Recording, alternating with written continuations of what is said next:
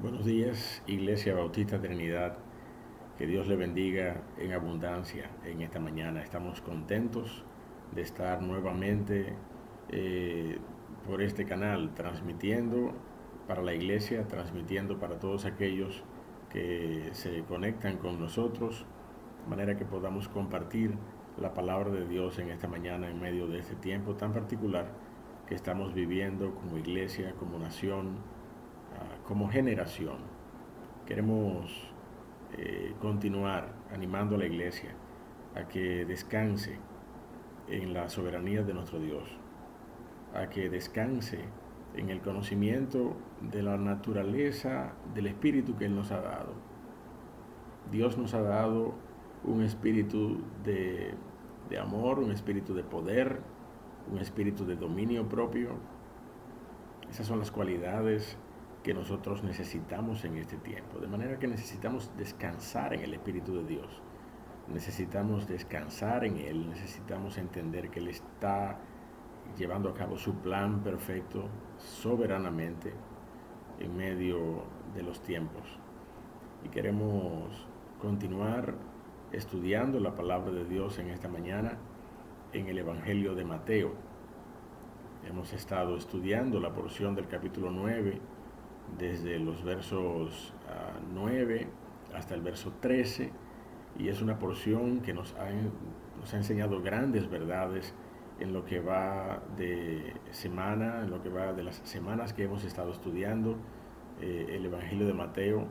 Así que yo le animo a que usted pueda ir allí. Eh, yo quiero compartir, no obstante, una lectura del Antiguo Testamento, una lectura que encontramos en Jeremías, en el capítulo número 9 de Jeremías. Y mientras leemos y hacemos la introducción del mensaje de esta mañana, yo quiero que usted coloque sus pensamientos en lo que es la voluntad del Señor para revelarse a sí mismo, para revelar su plan redentor a la historia, y para Él identificarse a sí mismo, su persona, por medio de Cristo, quién es Él y qué vino a hacer a este mundo. Nosotros vimos algo de eso el domingo pasado, cuando identificamos y enfatizamos el propósito del Señor Jesucristo para venir aquí a la tierra. Decíamos que el propósito del Señor fue la cruz del Calvario. Pero en medio de la introducción de esta mañana, coloque nuevamente sus pensamientos en ese propósito particular del Señor, porque lo que queremos hacer hoy es concluir la porción y ver de una manera más directa, más concreta, el propósito para ese llamado particular que el Señor tuvo cuando se humanó, cuando el Señor Jesucristo vino a la tierra para llamar, como dice la palabra de Dios y como vamos a estudiar en esta mañana, para llamar a pecadores al arrepentimiento. Pero vamos a buscar el libro de Jeremías. Jeremías en el Antiguo Testamento, yo lo tengo por aquí, Jeremías capítulo número 9. Yo quiero leer la porción de los versos 23 al 24. Jeremías 9, 23 al 24. Dice la palabra de Dios de esta manera: Así dijo Jehová, no se alabe el sabio en su sabiduría, ni en su valentía se alabe el valiente, ni el rico se alabe en sus riquezas, mas alábese en esto el que se hubiere de alabar, en entenderme y conocerme, que yo soy Jehová, que hago misericordia, juicio y justicia en la tierra, porque estas cosas quiero, dice Jehová. Esa porción, mi amado hermano, allí en Jeremías, es un complemento maravilloso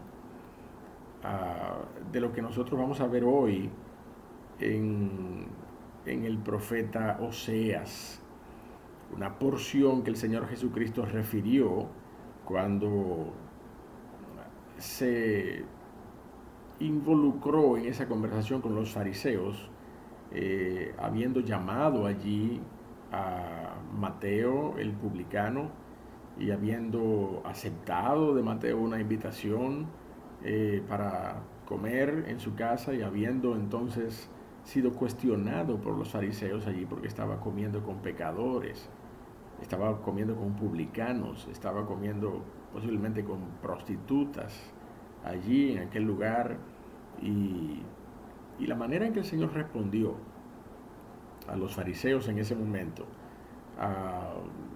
nos traslada hasta el libro del profeta Oseas, y esta lectura que nosotros acabamos de tener en el libro de Jeremías es un complemento maravilloso. Lo vamos a ver nuevamente, vamos a referirlo nuevamente en unos minutos, pero es importante que entendamos el contexto de esta porción en esta mañana. El Señor Jesucristo vino con ese propósito que ya habíamos estudiado el domingo pasado, ese propósito que fue la cruz del Calvario, para dar al traste con la peor de las enfermedades en el plano espiritual que el hombre haya podido padecer jamás. Esa enfermedad que la palabra llama pecado. Déjeme decirle algo. El, el COVID-19 es un estornudo de alergia primaveral comparado con los estragos que el pecado ha causado en el género humano. Yo le voy a decir solamente algunos aspectos comparativos para que usted se dé cuenta a qué yo me refiero. El virus que nos está uh, diezmando en este tiempo, ese virus, usted tiene que exponerse a los agentes patógenos para usted ser contagiado. Pero déjeme decirle algo. El pecado tiene una forma de contagio mucho más natural. Usted nada más tiene que nacer.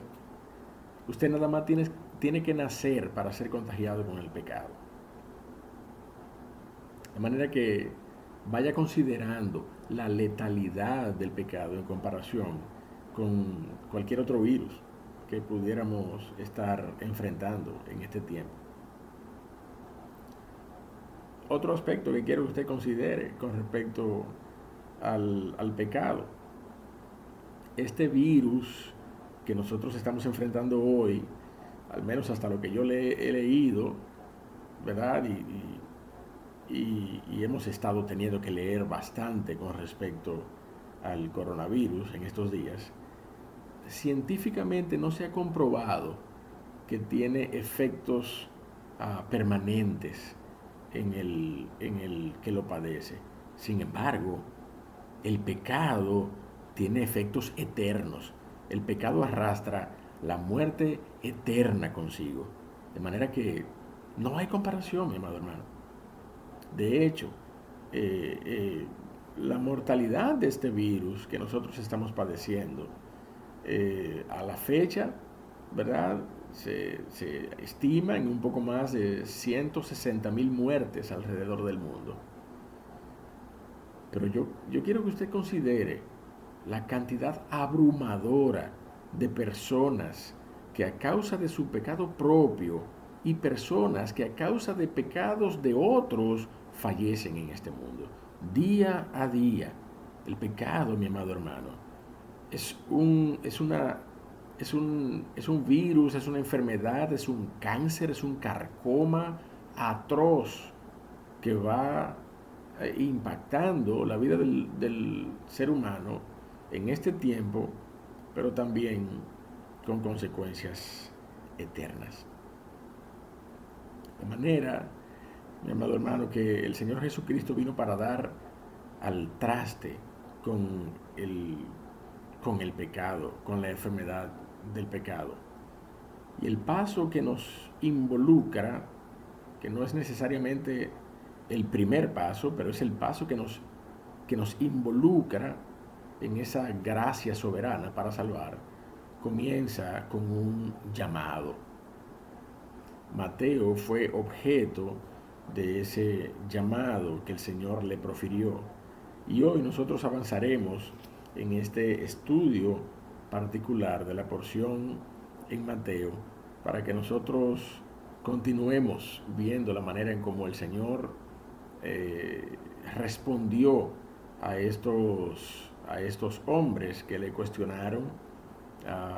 Veremos cómo el Señor tomó de las escrituras, partió de las escrituras para responder a estos hombres en este mensaje que hemos titulado Un llamado a pecadores, no a justos. Un llamado a pecadores. Vamos a Mateo, vamos al al Evangelio de Mateo y vamos a leer la porción, luego vamos a orar y comenzar así el tiempo de predicación de su palabra en esta mañana. Dice la palabra de Dios en Mateo, en el capítulo 9, verso 9, vamos a leer desde el verso 9, aunque nuestro enfoque en la mañana de hoy será el verso número 13 para concluir esta porción de la palabra de Dios. Dice la Biblia en Mateo 9:9, pasando Jesús de allí vio a un hombre llamado Mateo que estaba sentado al banco de los tributos públicos y le dijo, sígueme. Y se levantó y le siguió. Y aconteció que estando él sentado a la mesa en la casa, he aquí que muchos publicanos y pecadores que habían venido se sentaron juntamente a la mesa con Jesús y sus discípulos. Cuando vieron esto los fariseos dijeron a los discípulos, ¿por qué come vuestro maestro con los publicanos y pecadores? Al oír esto, les dijo, los sanos no tienen necesidad de médico, sino los enfermos. Id pues y aprended lo que significa misericordia quiero y no sacrificio, porque no he venido a llamar a justos, sino a pecadores al arrepentimiento. Vamos a orar. Dios y Padre Todopoderoso, que has manifestado, Señor, para bendición de aquellos a quienes has llamado gracia y misericordia. Has manifestado gracia y misericordia, oh Dios del cielo. Y por medio de esa gracia y por medio de esa misericordia, tú nos has atraído a los pies de Cristo Jesús. Nos has atraído a los pies de la cruz, donde no merecíamos estar, donde no merecíamos ser objeto de tu amor. Hasta allí tú nos has atraído con cuerdas de amor. Hemos escuchado la predicación de tu palabra y hoy tenemos un peso en nuestros corazones para continuar predicando tu palabra. Dios del cielo, mira nuestros corazones y perdónanos en esta mañana. Recibe a tu iglesia, oh Señor, que en este lugar y por esta vía y en muchos otros esfuerzos individuales de iglesias locales en este tiempo, viene a ti, oh Señor, para que tú le hables en esta mañana. Háblanos, oh Dios del cielo, porque nosotros queremos escucharte a través de tu palabra. Habla a nuestros corazones y perdónanos una vez más, te lo rogamos, por los méritos de Cristo Jesús. Amén. Amado hermano, esta porción en Mateo nos ayuda a entender, de hecho lo vimos también en la lectura en Jeremías, nos ayuda a entender que más que alentador, conocer quién es el Señor Jesucristo es un conocimiento que puede ser capaz de traernos la vida eterna.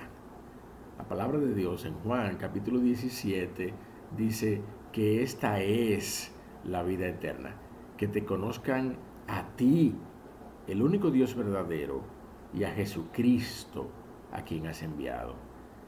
La vida eterna es el conocimiento de Dios y el conocimiento de Cristo Jesús. Pero ese es un conocimiento que excede la transferencia de información acerca del Señor Jesucristo. Es un conocimiento que excede el aspecto intelectual. De hecho, la palabra conocimiento allí es una palabra en griego que quiere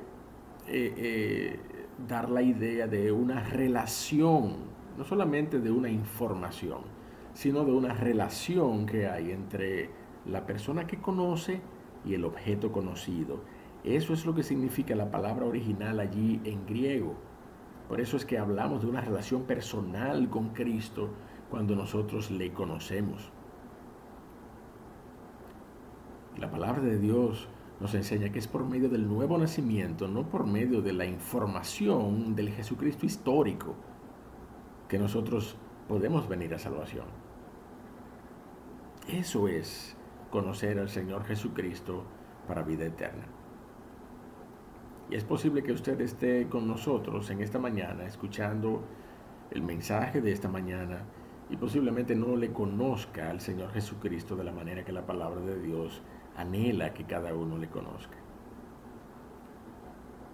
Es posible que usted esté escuchando este mensaje con el interés de conocer más acerca del Señor Jesucristo, pero aún no le ha conocido como Él debe ser conocido. Déjeme decirle que la Biblia se ha revelado para que nosotros podamos conocer quién es el Señor Jesucristo, para que por medio de ese conocimiento nosotros podamos tener vida eterna. Pero la palabra de Dios habla de que debemos conocerlo íntegramente, saber quién es el Señor Jesucristo, pero también saber qué vino a hacer el Señor Jesucristo, quién es y qué vino a hacer, cuál es la obra que el Señor Jesucristo vino a hacer. Eso es conocer íntegramente, conforme a la palabra de Dios, al Señor Jesucristo. La semana pasada nosotros veíamos, reitero, en el versículo 12, esa intención del Señor Jesucristo por señalar por medio de una verdad sumamente práctica, una verdad que incluso algunos de nosotros ponemos en ejercicio hoy en nuestras vidas para nuestra salud, y decimos: los sanos no tienen necesidad de médico, sino los enfermos. Y el Señor Jesucristo no se limitó a declarar aquella verdad, sino que continuó revelando de su persona qué anhela, qué espera, qué quiere el Señor Jesucristo y qué ha venido a hacer a este mundo. Eso nos lleva al versículo 13, a la primera porción del versículo 13. Decimos versículo 13, la primera parte, o 13a es la primera parte, hasta allí, hasta ese signo de puntuación que separa esas dos ideas particulares que vamos a desarrollar en esta mañana de forma separada. Y la primera de ellas es esa porción donde el Señor Jesucristo refiere al profeta Oseas, como ya decíamos hace un minuto, y dice: id pues, y aprended lo que significa, id pues y aprended lo que significa: misericordia quiero y no sacrificio. Misericordia quiero y no sacrificio. El Señor, como en muchas otras ocasiones, es el Señor de la palabra. Es el Dios de la palabra, es el Dios de toda la Biblia.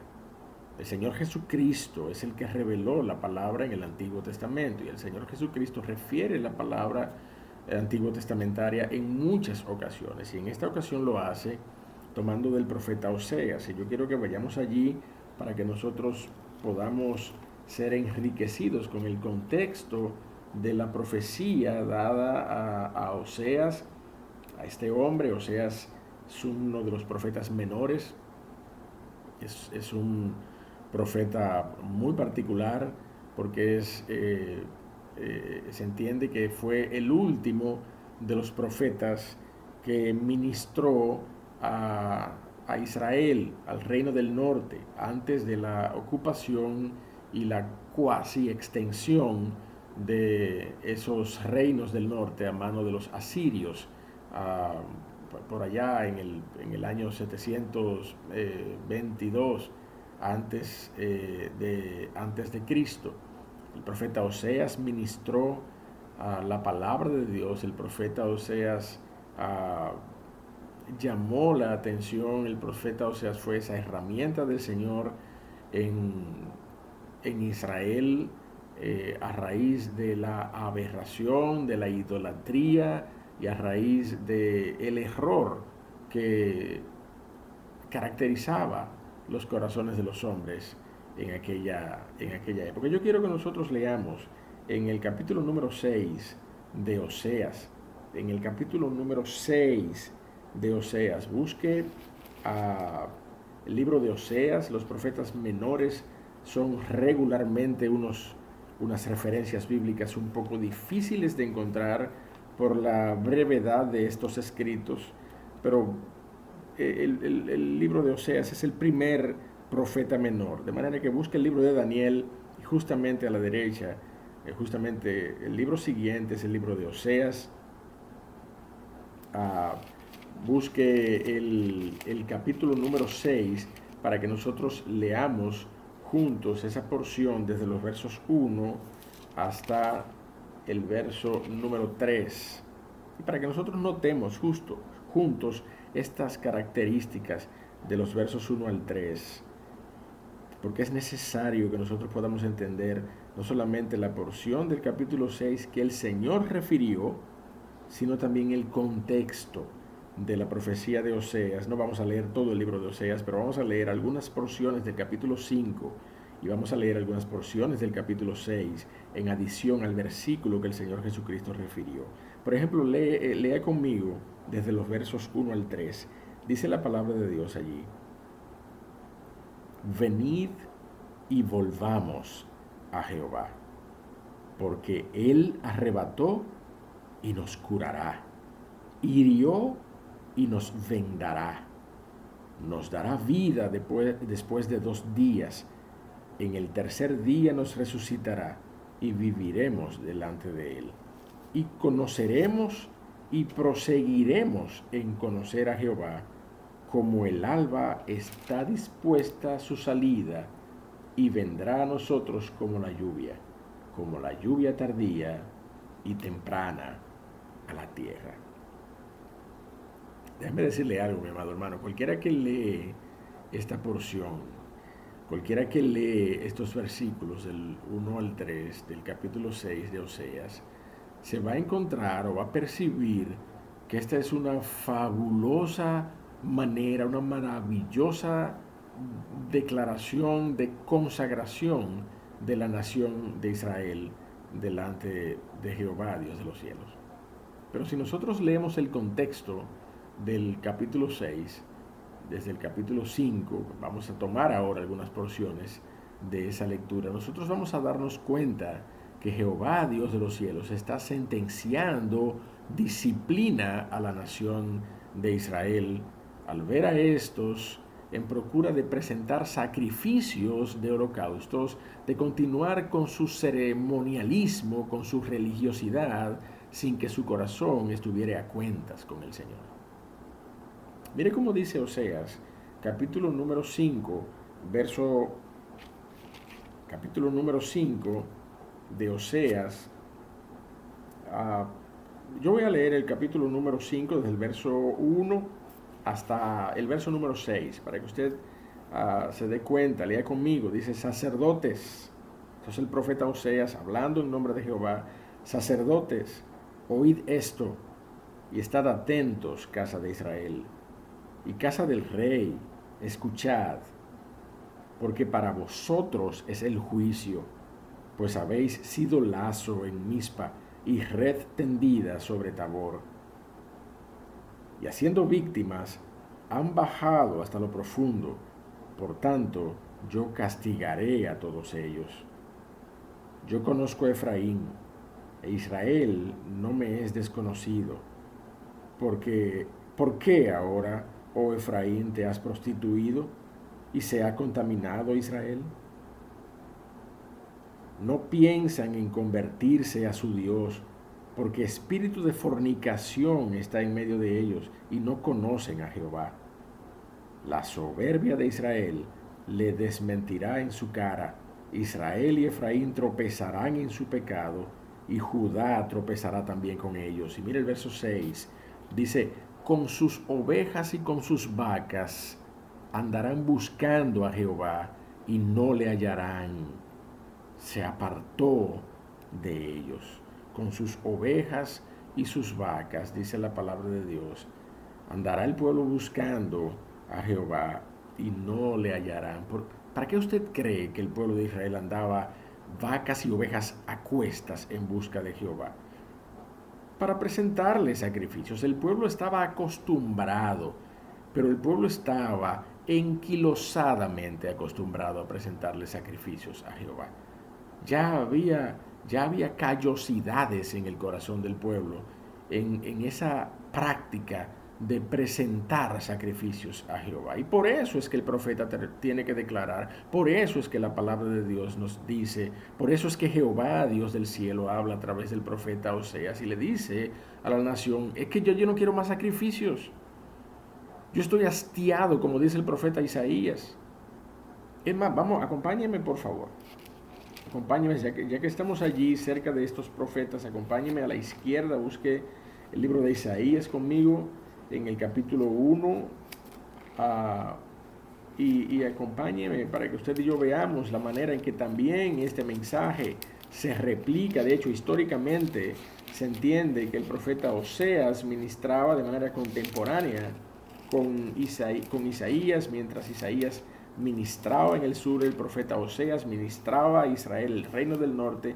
Fíjese cómo ambos mensajes son prácticamente los mismos mensajes con respecto a esta indignación del Señor al ver a los sacrificios de la nación, sacrificios que eran meros sacrificios vacíos. Era mera presentación de holocaustos y de animales muertos y no estaban acompañados del verdadero corazón contrito y humillado que Dios anhela de parte de nosotros cuando venimos a los pies de Cristo. Cuando venimos a los pies de Él en busca de su perdón y en busca de su gracia. Mire cómo dice el profeta Isaías. Mire el profeta Isaías. En el verso 11 del capítulo 1 dice, ¿para qué me sirve, dice Jehová, la multitud de vuestros sacrificios? Hastiado estoy de holocaustos, de carneros y de cebo de animales gordos. No quiero sangre de bueyes, ni de ovejas, ni de machos cabríos. Dios la había instituido como parte del ceremonial a la nación de Israel, pero aquí en el profeta Isaías ahora está diciendo, no quiero sacrificios, no quiero holocaustos. Verso 12, ¿quién demanda esto de vuestras manos cuando venís a presentaros delante de mí para hollar mis atrios? No soy yo, no soy yo. No me traigáis más vana ofrenda, el incienso me es abominación. Sus fiestas, luna nueva y día de reposo, el convocar asambleas, no lo puedo sufrir, son iniquidad vuestras fiestas solemnes. El mismo mensaje en Oseas. Ese es el mensaje que el profeta Oseas declara a la nación de Israel con una carga de indignación de parte de Jehová, Dios de los cielos. Además, mire cómo termina el capítulo 5 de Oseas. Vamos a leer el capítulo 5 de Oseas desde el verso 12 hasta el verso 15. Dice la palabra de Dios allí. Yo pues seré, eso es Jehová Dios hablando, yo pues seré como polilla a Efraín y como carcoma a la casa de Judá. Y verá Efraín su enfermedad y Judá su llaga. Irá entonces Efraín a Asiria y enviará al rey Jareb, mas él no os podrá sanar ni os curará la llaga, porque yo seré como león a Efraín y como cachorro de león a la casa de Judá. Yo arrebataré y me iré, tomaré y no habrá a quien libere. Y dice el verso 15, como un presagio, como una profecía de lo que Dios haría en el corazón de la nación. Andaré y volveré a mi lugar hasta que reconozcan su pecado y busquen mi rostro, en su angustia me buscarán. Entonces es allí donde comienza esos versos 1 al 3 maravillosos que nosotros leímos al inicio como introducción y que estamos leyendo ahora como parte de esta declaración del Señor Jesucristo que le habló a estos fariseos y les dijo, vayan y aprendan lo que significa misericordia quiero y no sacrificio. Misericordia quiero y no sacrificio. Porque es allí en el capítulo 6 donde comienza ese clamor que aparenta arrepentimiento de parte de la nación. Pero el Señor continúa en el verso 4 señalando con un tono de amonestación a pesar de los versos 1 al 3. Así que vamos a leer desde el verso 4 en adelante para que nosotros veamos cómo habla el Señor a través del profeta Oseas a esta nación que hablaba de la manera que hablaba, ¿no? En los versos 1 al 3, venid, volvamos a Jehová, porque Él arrebató, pero Él nos curará. Él nos hirió, pero Él nos vendará, nos dará vida después de 2 días. ¿Ah? Y conoceremos y proseguiremos en conocer a Jehová, como el alba está dispuesta a su salida, y vendrá a nosotros como la lluvia tardía y temprana a la tierra. Pero mire cómo habla el Señor en el verso 4 al pueblo. ¿Qué haré a ti, Efraín? ¿Qué haré a ti, oh Judá? La piedad vuestra es como nube de la mañana y como el rocío de la madrugada que se desvanece. Esa manifestación, ese anhelo, esa declaración de que ustedes vendrán y me buscarán y proseguirán a buscarme, no es más que una niebla, es una neblina. Esa piedad de ustedes es una neblina, dice el Señor. La piedad vuestra es como nube de la mañana y como el rocío de la madrugada que se desvanece. Por esta causa, dice el Señor, verso 5, los corté por medio de los profetas. Con las palabras de mi boca los maté. Y tus juicios serán como luz que sale. Los juicios que serán proferidos sobre Israel, esto es. Porque misericordia quiero, verso 6, porque misericordia quiero y no los sacrificios esos que ustedes me están trayendo con un corazón vacío y lejos de mí. Porque misericordia quiero y no sacrificio y conocimiento de Dios más que holocaustos. Mire, es allí en el verso 6 donde el Señor toma parte de esa porción para hablar a la nación de Israel. Y yo no sé si tú has notado la relación entre ambos contextos. Yo no sé si tú te diste cuenta de la manera en cómo el Señor Jesucristo hace la misma referencia que hace Jehová, Dios de los cielos, a través del profeta Oseas. Es la misma referencia que hace el Señor Jesucristo a estos fariseos que hoy estaban cuestionando su presencia allí, su presencia en medio de los pecadores. Y el Señor le dice, aprendan lo que significa misericordia quiero y no sacrificio. El Señor Jesucristo está amonestando a estos judíos con las mismas palabras que Oseas 800 años antes estaba amonestando a la nación de Israel. Estos israelitas que, como aquellos, querían venir y traer sacrificios, querían ser conocedores de la ley, querían ser llamados maestros, querían ser llamados escribas y fariseos, y sin embargo no eran capaces de entender. No habían sido capaces en 800 años desde el profeta Oseas y desde la primera amonestación que Jehová, Dios de los cielos, derramó sobre ellos a través de aquel profeta. No habían sido capaces de entender la necesidad de misericordia antes que de los sacrificios y los rituales y la parafernalia religiosa que ellos estaban presentando. El Señor Jesucristo tuvo que amonestarles de la misma manera. Entonces, mi amado hermano, si el Señor, en franca reprensión contra Israel, les indica que desea verles teniendo misericordia unos con otros, no simplemente trayendo holocaustos delante de su presencia, usted y yo podemos estar seguros que el Señor también tendrá misericordia de nosotros, porque nuestro Dios es grande en misericordia y amplio en perdonar. Nosotros podemos estar seguros que el Señor tendrá misericordia. Nosotros no clamaremos con piedades vacías y piedades efímeras como clamaban los israelitas en el tiempo de Oseas, pero nosotros tenemos que entender que el Señor es misericordioso y a través de la persona y de la obra de Cristo en la cruz, el Señor tiene misericordia. Eso es lo que el Señor les está enseñando a estos hombres. Y hay una constante confusión con esta porción en cuanto al, al juicio que el Señor hará en aquel día de juicio sobre la tierra. Muchas personas interpretan que esta declaración del Señor, misericordia quiero y no sacrificio, tiene que ver con esa evasión del juicio. Déjeme decirle, mi amado hermano, la palabra de Dios nos revela que el Espíritu Santo da convicción de pecado, de justicia, pero también da convicción de juicio. Hay un juicio que se avecina, mi amado hermano.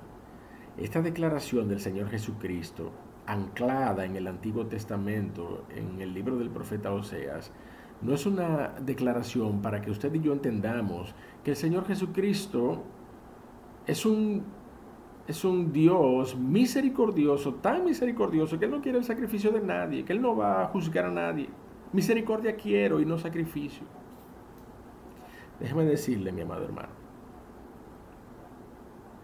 la palabra de Dios dice que todo el juicio ha sido dado al Señor Jesucristo. Él no vino a juzgar, Él vino a salvar, pero en aquel día en que el Señor Jesucristo se manifieste nuevamente con poder y gran gloria, la palabra de Dios dice que el Señor Jesucristo va a juzgar. De manera que cuando el Señor Jesucristo dice misericordia quiero y no sacrificio, está señalando la misericordia que Él esperaría de parte de los fariseos en vez de sus múltiples sacrificios y holocaustos a Dios. Pero de que el Señor derramará juicio sobre este mundo, lo hará sin misericordia contra aquellos que nunca tuvieron misericordia de sus semejantes. De hecho, eso es lo que justamente proclama el apóstol Santiago en su epístola. Allí en Santiago capítulo 2 dice que juicio sin misericordia será hecho contra aquellos que no tuvieron misericordia. Y la misericordia triunfa sobre el juicio, dice la palabra de Dios. El Señor revela constantemente ambas características de su persona en una soberana y perfecta armonía. Misericordia y juicio. El Señor tiene misericordia, pero el Señor hará juicio sobre la tierra de igual manera. Y el Señor lo manifiesta a través de la palabra de Dios en todos los órdenes. Por eso leímos Jeremías al inicio de la porción y vamos a leerlo otra vez para concluir con las referencias del Antiguo Testamento. Fíjese cómo dice el libro de Jeremías. Yo voy a leer de nuevo. Dice capítulo 9, verso 23. Así dijo Jehová, no se alabe el sabio en su sabiduría, ni en su valentía se alabe el valiente, ni el rico se alabe en sus riquezas. Alábese en esto el que se hubiere de alabar, en entenderme y en conocerme, que yo soy Jehová. Y mírelo aquí, en completa armonía en la palabra de Dios, que hago misericordia, juicio y justicia en la tierra, porque estas cosas quiero, dice Jehová. De manera, mi amado hermano, que tenga cuidado y adviértale a cualquier persona que venga a usted argumentando esta porción del Señor, refiriendo al profeta Oseas, acerca de que misericordia quiero y no el sacrificio de ninguno. No, mi hermano, el Señor tiene misericordia, pero el Señor también juzgará. los pecados de los hombres. Ahora, en esta porción, de manera particular, el Señor se está refiriendo, como ya explicamos, a la actitud religiosa, externamente hablando, de estos fariseos que querían continuamente mantener el status quo de su religión, trayendo sacrificios y holocaustos al Señor, pero con un corazón alejado de Él. El Señor les dijo, vayan y aprendan lo que significa misericordia quiero, y no los sacrificios vacíos que ustedes están teniendo delante del Señor. Yo estoy aquí en medio de estos pecadores, almorzando con ellos y comiendo con ellos. Pudiéramos figurarnos, pudiéramos pensar que el Señor estaba enviando como metamensaje a los fariseos en este momento, en ese momento particular, en esta porción de Mateo, ¿verdad? Yo estoy aquí porque quiero tener misericordia de ellos. Y yo también esperaría que ustedes la tuvieran, fariseos. De manera que aprendan lo que desde hace 800 años atrás se había revelado al corazón de vosotros por medio del profeta Oseas. Misericordia quiero y no sacrificio. El Señor Jesucristo estaba de una manera particular hablando de esa gran misericordia que el Señor Jesucristo muestra cuando inclina su oído al clamor de los hombres para salvación. Y esa es la más grande expresión de misericordia que el Señor manifiesta. Y tiene que ver con aquello a lo que vino. Y eso nos lleva a la segunda porción del versículo en esta mañana. Mateo capítulo número 9, verso 13. Mateo capítulo número 9, verso 13. En la segunda parte de la porción dice la palabra de Dios allí: porque no he venido a llamar a justos, sino a pecadores al arrepentimiento. No he venido a llamar a justos, sino a pecadores al arrepentimiento. Miren, mi hermano, el Señor Jesucristo vino a llamar a pecadores al arrepentimiento, porque sin arrepentimiento no hay salvación. Es importante, lo hemos dicho muchas veces, pero es importante que lo notemos en esta porción de la palabra de Dios, porque nosotros vemos la manera particular en la que la palabra de Dios dice que no es meramente o no es declaratoriamente a salvación que el Señor nos llama. No, la palabra de Dios no dice allí: porque no he venido a llamar a justos, sino a pecadores a salvación. No, dice, sino a pecadores al arrepentimiento. Al arrepentimiento. La palabra de Dios es clara en este aspecto.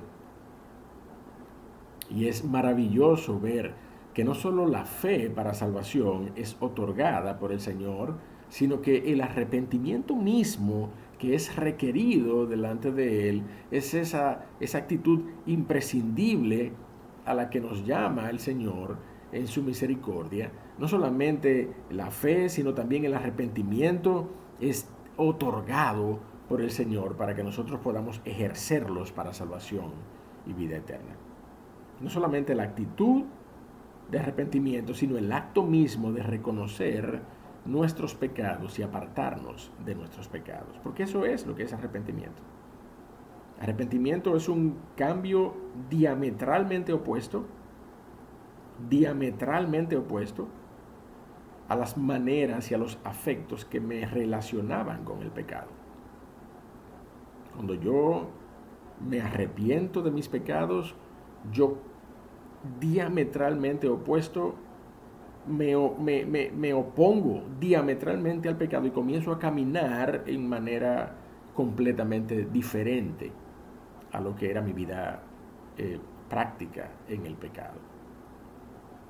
Se ha dicho que pecado no es, que arrepentimiento no es llorar por nuestro pecado. Se ha dicho que arrepentimiento es cuando nosotros cambiamos nuestra relación con el pecado. Arrepentimiento no es cuando lloramos, arrepentimiento es cuando nosotros cambiamos. Y la palabra de Dios nos dice claramente y nos enseña que usted y yo no podemos cambiar solos. Usted necesita de Cristo Jesús para poder ser transformado y para poder venir a un arrepentimiento de sus pecados. De hecho, eso es lo que estamos viendo en esta porción en Mateo. El Señor Jesucristo no hace un llamado retórico. Los llamo al arrepentimiento, considérenlo.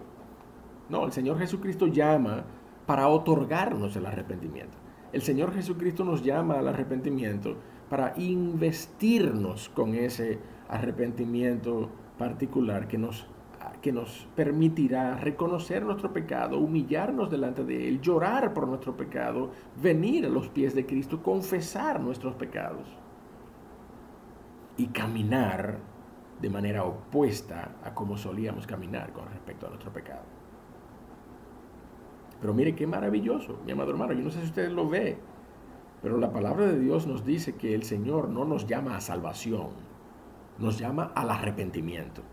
Y por medio del arrepentimiento somos salvos. Por medio del arrepentimiento y de la fe, nosotros somos salvos. Arrepentíos y convertíos. Arrepentíos y deposite fe en la obra de Cristo en la cruz del Calvario. Eso es lo que es el clamor del Evangelio. Arrepentíos y convertíos. Sin arrepentimiento no hay salvación. Por eso es que el Señor Jesucristo nos llama a esto de manera inicial. Nos llama al arrepentimiento. Nos llama para otorgarnos el arrepentimiento, para que nosotros podamos ejercerlo. Fíjate cómo lo declara en Hechos, capítulo número 5. Vamos a Hechos para que nosotros podamos ver al Señor Jesucristo impartiendo arrepentimiento, para que pueda ser ejercido arrepentimiento para salvación y vida eterna. Hechos, en el capítulo número 5. Vamos a leer allí en el libro de Hechos las porciones 30 al 31 para que nosotros podamos ver la manera en que el Señor otorga arrepentimiento. Leemos desde el verso 29, dice: respondiendo Pedro y los apóstoles dijeron: es necesario obedecer a Dios antes que a los hombres.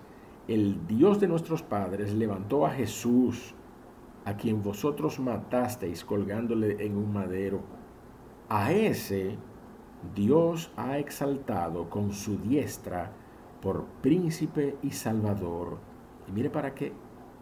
Para dar a Israel arrepentimiento y perdón de pecados. Es Dios, mi amado hermano, que otorga el arrepentimiento para que nosotros podamos ejercerlo en nuestro favor.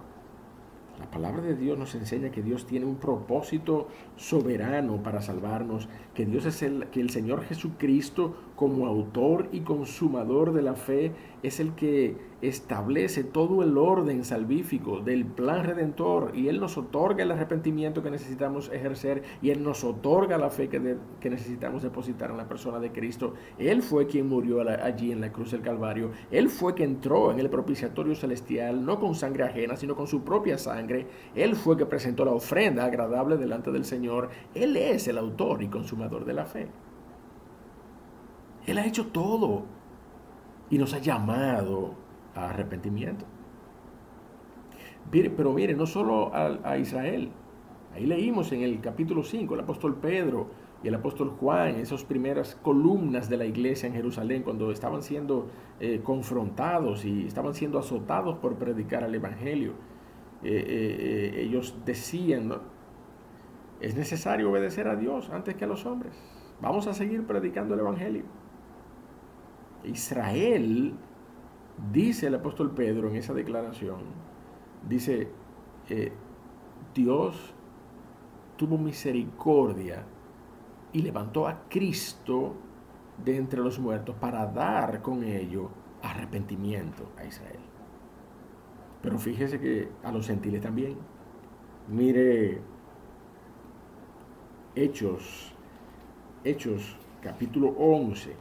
Hechos capítulo 11, vamos a leer allí desde los versos número 16 al número 18 de manera específica. Dice la palabra de Dios allí.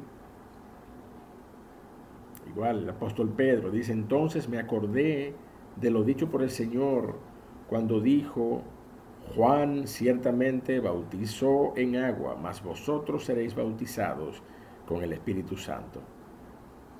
Si Dios, pues, les concedió también el mismo don que a nosotros que hemos creído en el Señor Jesucristo, ¿quién era yo que pudiese estorbar a Dios? Pedro está haciendo referencia al episodio de Cornelio, cuando fue llamado para predicarle el Evangelio a Cornelio y sobre aquellos hombres que no eran israelitas, sobre aquellos hombres gentiles, como usted y como yo posiblemente, que posiblemente somos dominicanos, somos haitianos, somos venezolanos, somos puertorriqueños, somos cubanos, somos lo que sea. Posiblemente lo que menos somos israelitas, y aún así el Señor también nos ha dado arrepentimiento para salvación. Mire, el verso 18. Entonces, oídas estas cosas, callaron y glorificaron a Dios, diciendo: de manera que también a los gentiles ha dado Dios arrepentimiento para vida. También a los gentiles ha dado Dios arrepentimiento para vida eterna. Mi amado hermano, Dios, en su soberana voluntad, envió a Cristo Jesús para morir en una cruz. Previo a ese sacrificio expiatorio, el Señor Jesucristo llamó a arrepentimiento. Pero ese arrepentimiento es Dios que lo otorga para que nosotros podamos ejercerlo para salvación de nuestras almas. Porque sin arrepentimiento no hay salvación. Entonces yo no sé si usted se está dando cuenta de la gracia y de la misericordia de Dios, que nos otorga todos los elementos de gracia que nosotros necesitamos para ser salvos.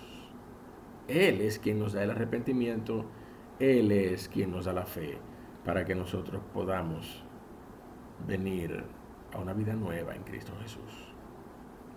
Ahora, en esta porción de Mateo, y para que nosotros vayamos completando la idea de esta maravillosa porción, en Mateo capítulo 9, hay un aspecto adicional que yo quiero que veamos, aparte de este aspecto maravilloso de a qué es que el Señor Jesucristo nos llama, no a salvación directamente, nos llama a arrepentimiento, dice la Biblia, pero es importante que nosotros entendamos esa palabra que Mateo usa allí para hablar de ese llamado del Señor Jesucristo, porque no he venido para llamar a justos, sino a pecadores. Ante todo, es necesario entender que la palabra de Dios no lidia aquí con la pregunta de ¿a cuántos pecadores o a quiénes? Esta es una construcción gramatical comparativa, no una construcción indicativa. El Señor Jesucristo lo que está haciendo aquí es que está diciendo: no es a justos, sino a pecadores que yo he venido a llamar. Ese versículo no lidia con la pregunta acerca de la extensión de la obra expiatoria de Cristo Jesús. Ese es otro tema, interesantísimo por demás, un tema que pudiéramos responder para la edificación de la iglesia, pero no podemos dedicarle el tiempo ahora a ese tema porque el Señor Jesucristo no está hablando de esto en este momento. Y tenemos que ser fieles al texto bíblico para poder predicar el consejo de Dios que subyace en esta porción de Mateo capítulo 9. El Señor Jesucristo vino a llamar a pecadores, no a justos. Cualquiera que me venga con la pregunta: pastor, ¿a cuántos de los pecadores? ¿O a quiénes de los pecadores? Yo tengo respuesta para ellos, pero este no es el momento ni es el texto para hablar de ese tema. El Señor Jesucristo está planteando aquí una retórica comparativa, no es a justos, sino a pecadores. Ahora, el Señor Jesucristo usa un término, una palabra para llamar, que es muy reveladora en esta porción. Es importante que sepamos que, como muchas palabras ¿verdad? En el español cuentan con un solo término. En griego hay una variedad de términos para el verbo llamar. ¿M? Y de hecho, cuando a nosotros hoy nos preguntan eh, una pregunta tan sencilla y tan llana como ¿cómo te llaman? Cuando nosotros escuchamos esa pregunta, nos confundimos. A veces pensamos, bueno, ¿qué me estará preguntando? ¿Me estará preguntando qué apodo me tienen? ¿O me estará preguntando cuál es mi nombre de pila? ¿Cómo te llaman? No, bueno, mi nombre es... Y esto sucede en español porque para llamar por un apodo se utiliza la palabra llamar, me llaman de tal manera, pero para llamar por tu nombre de pila también se utiliza la misma palabra, me llamo de tal manera. En griego no, en griego se utilizan otras palabras, otros términos, no vamos a analizar todos los términos, ¿verdad? Es un maravilloso estudio de palabras que pudiéramos, ¿verdad?, hacer. Yo te animo a que lo hagas con tu Biblia y con cualquier herramienta electrónica que te permita la búsqueda de estas palabras en tu texto bíblico o con una buena concordancia de la palabra de Dios. Pero no lo vamos a hacer ahora. Ahora sí nos vamos a dedicar en estos minutos que nos quedan a entender cuál es la diferencia de dos términos específicos que se utilizan en la palabra de Dios para el llamado a salvación. Y en, eh, ¿verdad? En conjunto con ello, el llamado del Señor Jesucristo durante su ministerio terrenal. Hay un término, hay una palabra eh, que en griego da la idea de un llamado en voz alta a un grupo de personas. Es ese llamado que se hace de manera indistinta a un grupo, a un conglomerado de personas. Y es la palabra que nosotros encontramos en Mateo capítulo 4, verso número 21. Mateo capítulo 4, verso número 21, cuando nosotros vemos al Señor como comenzaba a llamar a sus primeros discípulos. Dice Mateo capítulo 4, verso número 21, pasando de allí, vio a otros dos hermanos, Jacobo, hijo de Zebedeo, y Juan, su hermano, en la barca con Zebedeo, dos personas, su padre, ahí habían tres personas que remendaban sus redes, y los llamó. Esa palabra allí es una palabra eh, que, que da esa idea, es la palabra caleo, y da la idea de un llamado a un grupo, ¿verdad?, de personas, con una intención eh, particular, pero no es ese llamado individual, no es ese llamado personal, no es ese llamado íntimo con el que Dios soberanamente llama a salvación. Ese es otro término en el griego, ese es el término proscaleo, y nosotros encontramos ese término en varias porciones de la palabra de Dios. De hecho, lo encontramos en la porción que está en Hechos capítulo número 12. Yo quiero que vayamos a esa porción de Hechos en el capítulo número 2 para que nosotros veamos el uso de ese término, no del término caleo, ese término, ese simple llamado, ¿verdad?, para un propósito, pero que no es ese llamado íntimo y personal, ese llamado íntimo y personal que solamente hace Dios para salvación. Lo vemos en muchas porciones de la palabra, y fíjate cómo está aquí en Hechos, en el capítulo número 2, verso 37 en adelante. Dice, al oír esto, la multitud que estaba allí congregada en aquel primer gran discurso del apóstol Pedro en Pentecostés, dice, al oír esto, se compungieron de corazón y dijeron a Pedro y a los otros apóstoles, varones hermanos, ¿qué haremos? Pedro les dijo, arrepentíos y bautícese cada uno de vosotros en el nombre de Jesucristo para perdón de los pecados, y recibiréis el don del Espíritu Santo.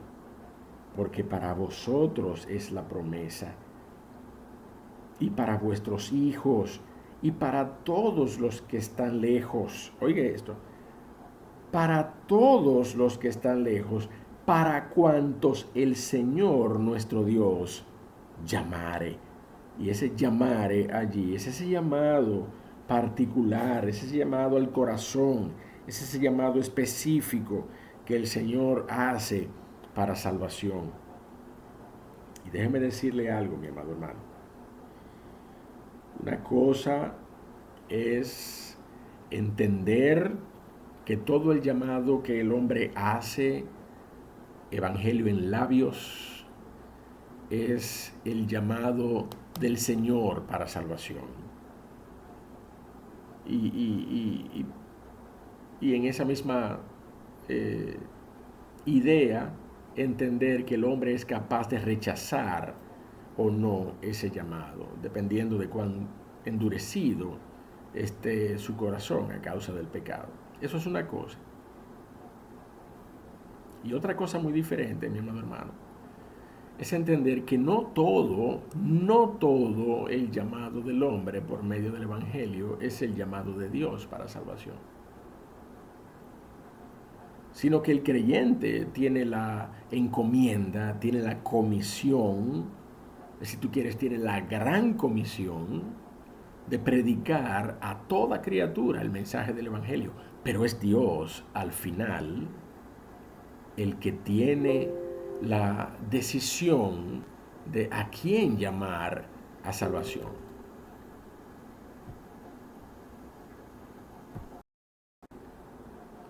Es Dios al final quien tiene esa prerrogativa de llamar para salvación del hombre.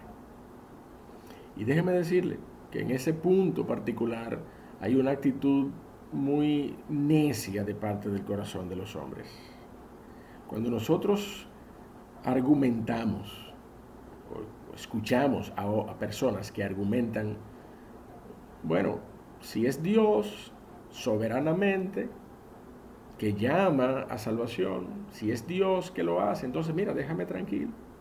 No me prediques más el Evangelio. Deja de molestarme con tu fanatismo, porque es Dios que soberanamente va a llamarme un día. Así que no me molestes. Deja de presionarme con tus invitaciones a escuchar el Evangelio.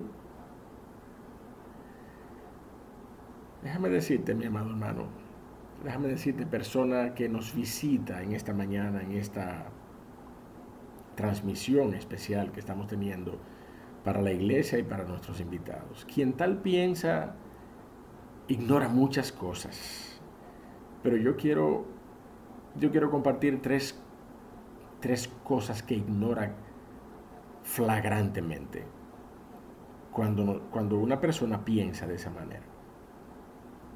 Lo primero que una persona ignora cuando piensa así es que todavía, todavía esa persona sigue siendo culpable por su pecado. Todavía esa persona sigue siendo culpable por su pecado. La palabra de Dios nos enseña que nosotros no tenemos excusa por nuestro pecado. Dios, de una manera soberana y todopoderoso, se ha revelado al hombre en su creación, de manera que todo su poder y toda su deidad se han hecho manifiestas por medio de lo creado. Así lo dice el apóstol Pablo en el capítulo 1 de Romanos. Y yo quiero leerlo literalmente para que tú entiendas que el hombre no tiene excusa. El hombre no tiene excusa por su pecado. La palabra de Dios dice allí, porque la ira de Dios se revela desde el cielo, Romanos 1, verso 18, contra toda impiedad e injusticia de los hombres que detienen con injusticia la verdad, porque lo que de Dios se conoce les es manifiesto, porque Dios se lo manifestó, porque las cosas invisibles de Él, su eterno poder y deidad, se hacen claramente visibles desde la creación del mundo, siendo entendidas por medio de las cosas hechas, de modo que ninguno de nosotros, mi amado hermano, tiene excusa. Usted y yo somos culpables por nuestro pecado. Una cosa es que Dios nos deje a expensas de las consecuencias de nuestro pecado y otra cosa es que digamos que Él es culpable de nuestro pecado. Y no podemos decir que Él es culpable de nuestro pecado. De la misma manera en que no podemos decir que Dios tienta a alguno, de esa misma manera debemos evitar decir, pensar que Dios es el culpable por nuestro pecado. Nosotros somos culpables por nuestro pecado. Nosotros no tenemos excusa, dice la palabra de Dios. De manera que si usted está en una condición en la que no tiene a Cristo Jesús como Salvador y Señor de su vida, no descanse en la soberanía insondable de Dios. ¿Y sabes qué? Por esa soberanía insondable, yo no voy a, ni siquiera voy a prestar atención al Evangelio. Él es soberano. Así que cuando Él me quiera llamar, que me llame. No, mi amado hermano, usted es culpable. No, mi amigo o amiga, usted es culpable por su pecado. Y yo, antes de venir a los pies de Cristo, también era culpable. Lo único que ha sucedido no es que mi naturaleza pecaminosa desapareció. No, mi naturaleza pecaminosa me acompaña, lamentablemente. Pero ya Dios no me inculpa de pecado. La palabra de Dios dice que por la obra de la cruz, esa consumación maravillosa de la expiación que me salvó, hizo a Cristo culpable de mi pecado y puso en mí la justicia de Cristo Jesús. De manera que ya Dios no me ve como culpable. Satanás persiste en acusarme, pero Dios me ve por medio de Cristo Jesús. Así que mi amado hermano, por más soberanía que Dios haya manifestado en su salvación, para llamarnos, para otorgarnos un arrepentimiento que nosotros tenemos que ejercer para poder ser salvos, por más soberanía que Dios haya manifestado, usted y yo somos culpables de pecado.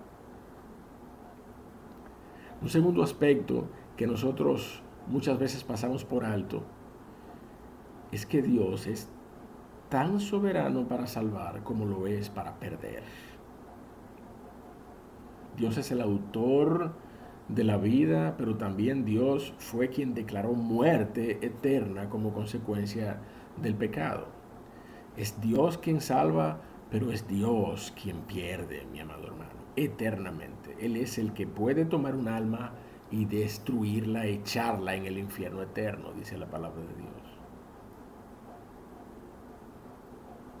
La palabra de Dios enseña, partiendo de esa conjunción soberana, ese equilibrio soberano, esa tensión bíblica entre la soberanía de Dios y la responsabilidad del hombre, la palabra de Dios nos enseña que los hombres también amaron más las tinieblas que la luz y por eso son condenados. Usted y yo nacemos en condenación. Como decíamos al inicio, usted y yo no tenemos que hacer nada para ser condenados. Usted y yo nacemos en esa condición. Pero usted y yo ratificamos esa condición cuando nosotros rechazamos el Evangelio de Cristo y amamos más las tinieblas de nuestro pecado que la luz del Evangelio. Usted y yo ratificamos esa condición de condenados. Dios es soberano para salvar y para perder, pero usted y yo ratificamos nuestra condenación cuando amamos más las tinieblas que la luz. Y déjeme mostrarle en la palabra de Dios cómo nosotros nos gloriamos de manera suficiente con esa declaración de la soberanía de Dios para salvar y para perder. Yo no sé si usted tiene o no problemas con la doctrina de la predestinación, de la elección de los santos. Yo no tengo problemas si usted no la considera. Es una doctrina bíblica y usted y yo tenemos que entender en el contexto en que la palabra de Dios la revela.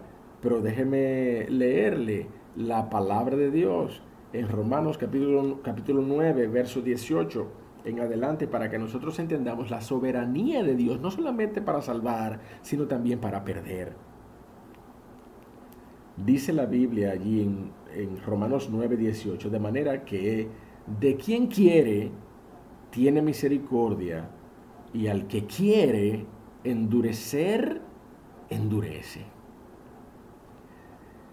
Y déjeme decirle que este argumento que usted y yo estamos compartiendo hoy en relación a las personas de este tiempo, que usted y yo pudiéramos pensar que es un producto del posmodernismo, que la gente hoy piense así. Bueno, si Dios es soberano, entonces es más, yo ni soy culpable. Él es soberano. Él es soberano y Él salva y Él pierde. Sí, te lo acepto, pero entonces no me inculpes de pecado. Ese pensamiento no es un pensamiento contemporáneo, no es un pensamiento moderno.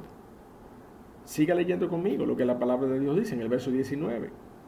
Mira el apóstol Pablo argumentando en contra de este mismo pensamiento. Dice, pero me dirás, ¿por qué pues inculpa? Porque ¿quién ha resistido a su voluntad? ¿Quién puede con Dios? ¿Quién puede con Dios? ¿Quién puede con su soberanía para salvar y perder? Y si nadie puede, entonces ¿por qué yo soy culpable? Entonces, mire, déjeme decirle, déjeme leerle, déjeme compartir con usted cómo la palabra de Dios establece esa tensión entre la responsabilidad del hombre y la soberanía de Dios. Y no es ni mi objetivo de resolver esa tensión, ni estas explicaciones están siendo dadas para una solución. No, estas explicaciones están siendo dadas para una exposición de la palabra de Dios, para que usted sepa que la palabra de Dios habla de esto.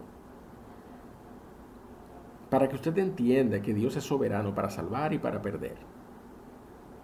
Fíjese cómo la palabra de Dios, cómo Pablo sigue escribiendo. Pablo no da una solución particular, Pablo establece un argumento con relación a la soberanía de Dios y a la sujeción de la lógica humana a la soberanía de Dios. Dice, más antes, oh hombre, ¿quién eres tú para que alterques con Dios? ¿Dirá el vaso de barro al que lo formó, ¿por qué me has hecho así? ¿O tiene potestad el alfarero sobre el barro? Perdón, ¿o no tiene potestad el alfarero sobre el barro para hacer de la misma masa un vaso para honra y otro para deshonra?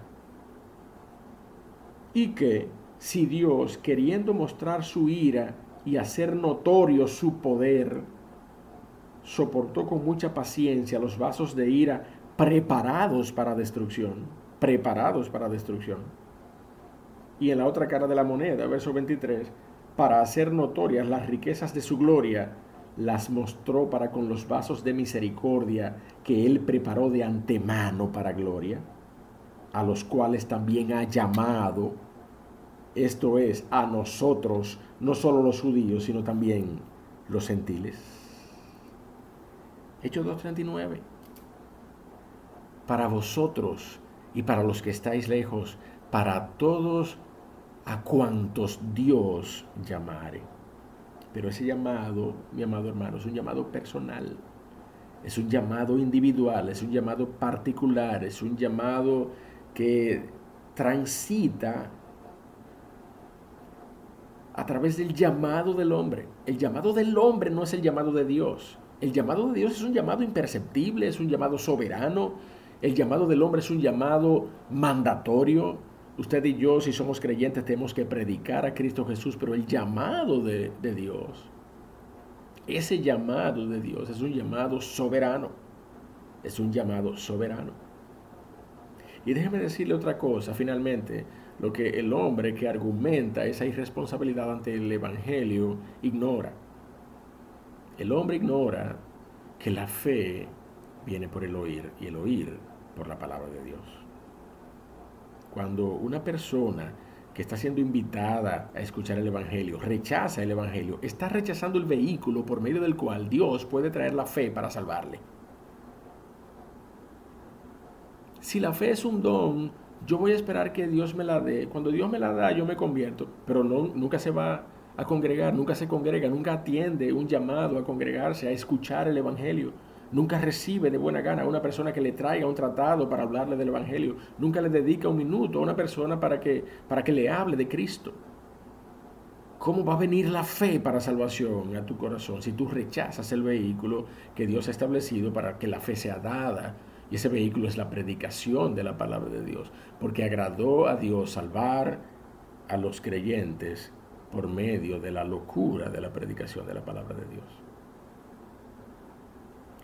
Mi amado hermano, el Señor Jesucristo vino a llamar a pecadores, pero a llamar de una manera particular, porque ahora, habiendo explicado todo esto, simplemente nos resta saber cuál es el llamado que está allí en Mateo capítulo 9, en el verso 13.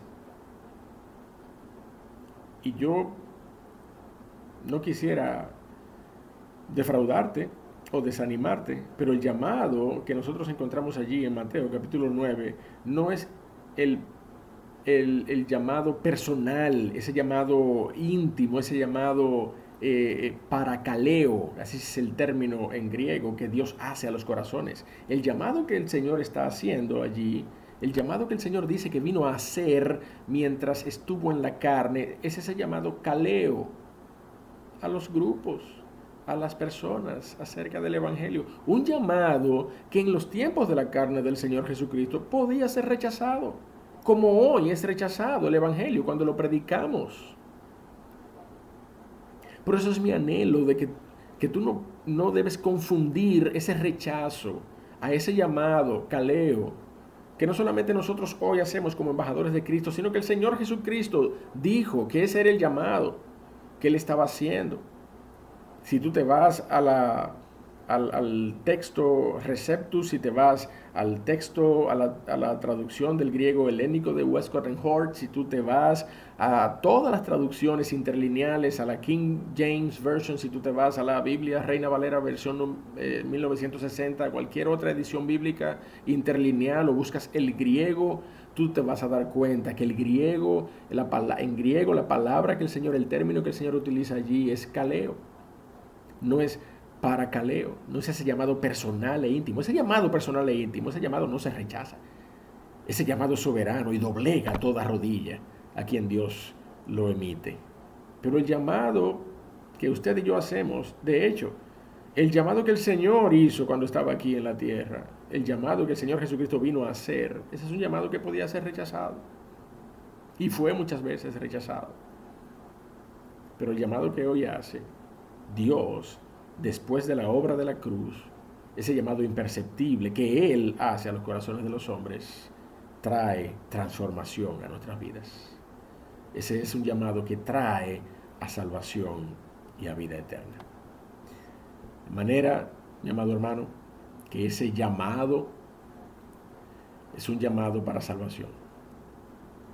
Ese es un llamado, de hecho es un llamado dinámico, porque el llamado que se hace a un incrédulo no es el mismo llamado que se le hace a un creyente. A un incrédulo se le llama al arrepentimiento. Y a un creyente se le sigue llamando a un arrepentimiento, pero también se le llama a santidad, se le llama a mantener el vínculo del Espíritu, se le llama a mantener el contentamiento en medio del cuerpo, al que fuimos llamados. A un inconverso, a un incrédulo, usted no lo puede llamar a santidad. Esa persona no tiene la materia prima para ser santo. Necesita de Cristo Jesús en su corazón. A esa persona lo que le corresponde es la respuesta que Dios le dio a Nicodemo. Te es necesario nacer de nuevo. Te es necesario nacer de nuevo. Y esa es la respuesta que yo te doy a ti en esta mañana. Si tú estás aquí en medio de nosotros y tú no tienes a Cristo Jesús en tu corazón como Señor y como Salvador. Si tú estás aquí en esta mañana y has escuchado el mensaje, si tú no tienes a Cristo, yo en este momento, yo estoy emitiendo un caleo. Yo estoy proclamando el Evangelio de Cristo, que Cristo Jesús murió en la cruz por nuestros pecados, que fue sepultado, que resucitó al tercer día, que ascendió a los cielos y que ha prometido que volverá. Ese es el mensaje del Evangelio. Tú necesitas arrepentirte de tus pecados y aceptar por fe ese mensaje, aceptar esa obra, no solamente esa obra histórica, sino esa obra salvífica para transformación de tu alma. Ese es el mensaje del Evangelio. Ese es el caleo. Es mi oración en este momento que Dios, por medio de su Espíritu, haga en esta mañana un paracaleos a tu corazón, que te llame de manera íntima, que te llame de manera personal y que te traiga a los pies de Cristo Jesús. Vamos a orar. Dios y Padre Todopoderoso, te damos gracias, te bendecimos junto con mis hermanos. Oh Señor, te alabamos y exaltamos tu nombre. Y reconocemos, oh Dios del cielo, que tú eres el autor soberano, autónomo, monérgico de la fe que salva.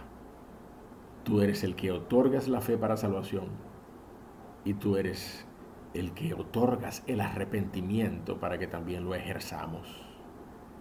Oh Dios del cielo, gracias por ese llamado especial que tú haces a los corazones de los hombres. Gracias porque enviaste a Cristo Jesús a morir en una cruz. Gracias porque enviaste a Cristo Jesús a predicar el Evangelio del reino de los cielos. Y porque en el tiempo de su carne Él también nos dio ejemplo, predicando el Evangelio, aunque también fue rechazado. Nosotros sabemos hoy, oh Dios del cielo, que ese mismo escenario se repite con nosotros.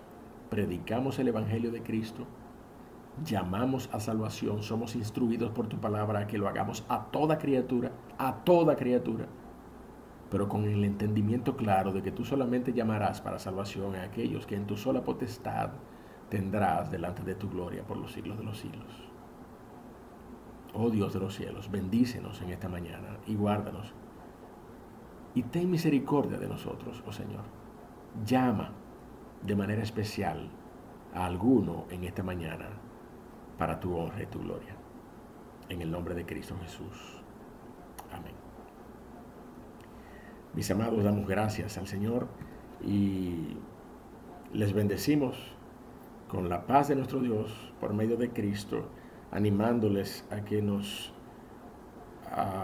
sintonicen nuevamente el domingo próximo para continuar estudiando la palabra de Dios para bendición de nuestras vidas y de nuestros corazones. Que Dios les guarde y que Dios les bendiga.